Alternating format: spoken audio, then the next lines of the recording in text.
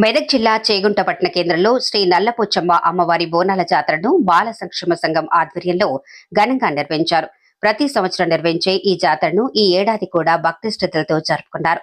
జాతరలో భాగంగా పట్టణంలోని ప్రతి ఇంటి నుంచి మహిళలు, భక్తులు, చిన్నారులు, పెద్దలు పెద్ద సంఖ్యలో పాల్గొని బోనాలతో అమ్మవారి ఆలయానికి చేరుకున్నారు. ఆటపాటలతో బోనాలను అమ్మవారికి సమర్పించి ప్రత్యేక పూజలు నిర్వహించి అమ్మవారి దర్శనం చేసుకున్నారు.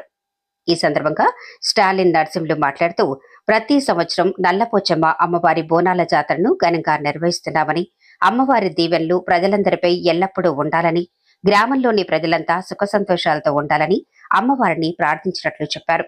ఈ కార్యక్రమంలో కర్ణె రాములు, కర్ణె నర్సింహులు, సిరిగోజి దుర్గయ్య, సిరిగోజి రమేష్, సిరిగోజి రవి, సిరిగోజి సత్యనారాయణ, సిరిగోజి నర్సింహులు, బాల సంక్షేమ సంఘం సభ్యులు, గ్రామ ప్రజలు పాల్గొన్నారు.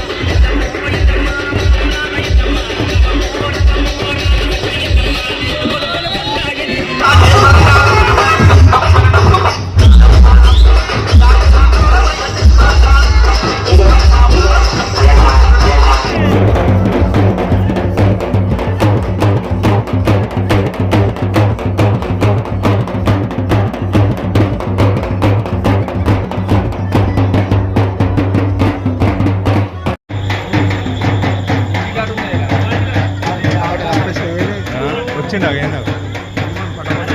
అడాకులు కాలు తీసుకున్నది షార్ట్